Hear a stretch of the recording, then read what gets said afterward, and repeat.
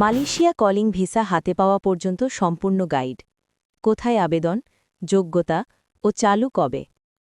Malaysia calling visa নিয়ে যাদের মাথায় একসাথে অনেক প্রশ্ন, কোথায় আবেদন করব, কিভাবে করব, যোগ্যতা কি লাগবে আর কবে থেকে চালু হচ্ছে, এই ভিডিওটি তাদের জন্য একটি পূর্ণ গাইড।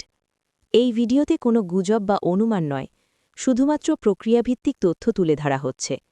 কোথায় আবেদন করবেন। মালয়েশিয়া কলিং ভিসার আবেদন সরাসরি দূতাবাসে গিয়ে করা যাবে না। আবেদন করতে হবে শুধুমাত্র সরকার অনুমোদিত বৈধ রিক্রুটিং এজেন্সির মাধ্যমে। এই এজেন্সিগুলো আবেদনকারীর তথ্য অনলাইনে নির্ধারিত সিস্টেমে জমা দেয়। ব্যক্তিগত বা দালালের মাধ্যমে করা আবেদন গ্রহণযোগ্য নয়। কিভাবে আবেদন করবেন। প্রথমে আপনার পাসপোর্ট বৈধ থাকতে হবে। এরপর জাতীয় পরিচয়পত্র, পুলিশ ক্লিয়ারেন্স, ছবি এবং অন্যান্য প্রয়োজনীয় কাগজ প্রস্তুত করতে হবে। বৈধ এজেন্সির মাধ্যমে আবেদন ফাইল খোলা হবে। আবেদন অনুমোদনের পর পর্যায়ক্রমে মেডিকেল, বায়োমেট্রিক ও চূড়ান্ত যাচাই সম্পন্ন হবে। প্রতিটি আবেদন একটি নির্দিষ্ট আইডির মাধ্যমে ট্র্যাক করা হবে। কি যোগ্যতা লাগবে।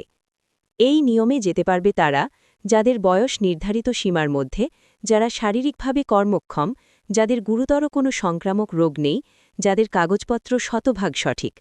নির্দিষ্ট কিছু খাতের জন্য দক্ষতা বা অভিজ্ঞতা থাকলে অগ্রাধিকার দেওয়া হবে। কবে থেকে চালু হবে। অফিসিয়াল তথ্য অনুযায়ী মালয়েশিয়া কলিং ভিসা কার্যক্রম জানুয়ারির 10 তারিখ থেকে ধাপে ধাপে চালু হচ্ছে। এই তারিখ থেকেই নতুন নিয়ম অনুযায়ী আবেদন গ্রহণ শুরু হবে। গুরুত্বপূর্ণ সতর্কতা। নিশ্চিত ভিসা, মেডিকেল ছাড়া ভিসা বা খুব কম টাকায় ভিসা, এই ধরনের প্রস্তাব থেকে দূরে থাকুন। নিয়ম না মানলে ভিসা বাতিল হওয়ার ঝুঁকি থাকে।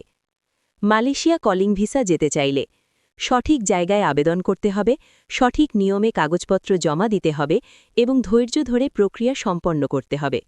ভিডিওটি যদি আপনার কাজে আসে তাহলে লাইক দিন, চ্যানেল সাবস্ক্রাইব করুন এবং অন্যদের সাথে শেয়ার করুন। নতুন আপডেট পেতে আমাদের সাথেই থাকুন।